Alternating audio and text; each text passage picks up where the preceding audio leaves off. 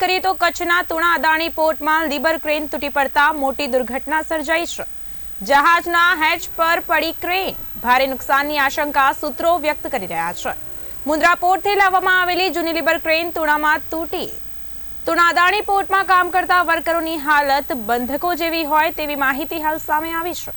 Adani group દ્વારા કામદારોના mobile phone પણ જપ્ત કરી લેવામાં આવ્યા હોવાનું સૂત્રો જણાવી રહ્યા છે।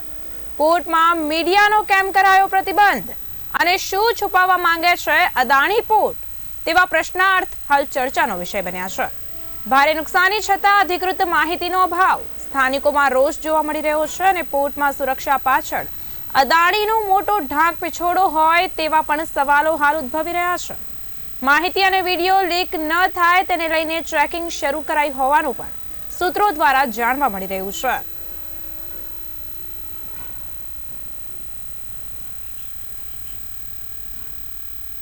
મુન્દ્રા પોર્ટથી લાવવામાં આવેલી જૂની લીબર ક્રેન તુણામાં તૂટી હોય તેવી માહિતી સામે આવી છે। તુણા અદાણી પોર્ટમાં કામ કરતા વર્કરોની હાલત બંધકો જેવી હોય તેમ લાગી રહ્યું છે। અદાણી ગ્રુપ દ્વારા કામદારોના મોબાઈલ ફોન પણ જપ્ત કરી લેવામાં આવ્યા હોવાનું સૂત્રો જણાવી રહ્યા છે। પોર્ટમાં મીડિયાનો કેમ પ્રતિબંધ કરાયો અને શું છુપાવવા માંગે છે અદાણી પોર્ટ તેવા અનેક સવાલો પણ ચર્ચાનું કેન્દ્ર બન્યા છે। પોર્ટમાં સુરક્ષા પાછળ અદાણીનો મોટો ઢાંક પીછોડો હોય તેમ લાગી રહ્યું છે। માહિતી અને વિડીયો લીક ન થાય તેને લઈને ટ્રેકિંગ પણ શરૂ કરાઈ હોવાનું જાણવા મળી રહ્યું છે। ત્યારે આ મામલે વધુ માહિતી આપવા માટે અમારી સાથે અમારા સંવાદદાતા પૃથ્વીરાજસિંહ જાડેજા જોડાઈ રહ્યા છે।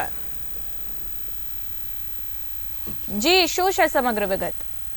દક્ષા, દર વખતે જેમ કહી શકાય કે અદાણી જે પહોંચે પોતાની મનમાની કરીને સુરક્ષા અને ખાસ કરીને ત્યાંના વર્કરો સાથે અલગ રીતે વર્તાવ કરતી હોય તેવું વારંવાર આવતું હોય છે। ત્યારે ખાસ કરીને જો આજની ઘટનાની વાત કરવામાં તો કાલ રાતની આ જે ઘટના છે બની છે, જે સૂત્રો દ્વારા માહિતી પ્રાપ્ત થઈ ત્યારે એક વેસલમાંથી જ્યારે માલ અનલોડિંગ કરવામાં આવતો હતો ત્યારે લીબર જે ક્રેન કહેવાય છે એ તૂટી પડતા જે લેબર ક્રેન છે એ વેસલ ઉપર તૂટી હતી, ભારે નુકસાન થયું હોય તેવું ત્યાંના જે વર્કરો છે ત્યાંનું કહેવાનું હતું।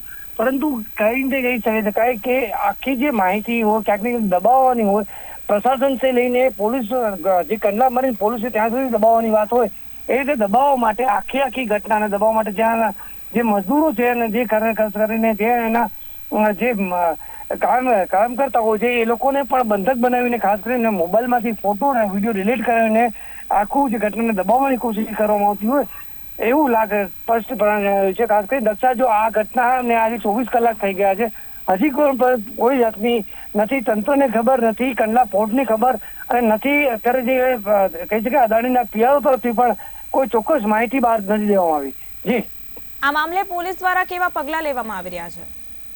જી ચોક્કસ, મેં જેમ કહ્યું એમ, કારણ કે જે આ જે તુણા પોર્ટ છે એ આવતો હોય છે કંડલા મરીન પોલીસના અંડરમાં આવતો હોય છે। કોઈ પણ આવી ઘટના બનતી હોય એટલે કંડલા મરીન અને ખાસ કરીને આઈબીને પણ જાણ કરવી પડતી હોય છે અને ખાસ કરીને જે દીનદયાલ પોર્ટ જે પોર્ટ ઓથોરિટી દ્વારા આવે છે જેને સંચાલિત દ્વારા અદાણી પોર્ટ આપવામાં આવે છે, એટલે આ ત્રણેય ઓથોરિટીને એ લોકોએ સંચાલિત જાણ કરવી પડતી હોય છે। પરંતુ અત્યાર સુધીમાં જોવા જઈએ તો 24 કલાક વીતવા છતાં પણ આવડી મોટી દુર્ઘટના થયા છતાં પણ કોઈ જાતનો અત્યાર સુધીમાં કોઈ પણ જે કહી શકાય ઓથેન્ટિક માહિતી કોઈ અધિકારી દ્વારા નથી આપવામાં આવી। ખાસ કરીને જે પોલીસનો પણ એક કહી શકાય જ્યારે પોલીસનો સંપર્ક સાધવાનો પ્રયાસ કર્યો ત્યારે પોલીસને પણ આવી કોઈ ઘટના થઈ હોય એવું જાણવા બહાર મળ્યું હતું। જી દક્ષા। જી, સમગ્ર માહિતી આપવા બદલ આપનો ખૂબ ખૂબ આભાર।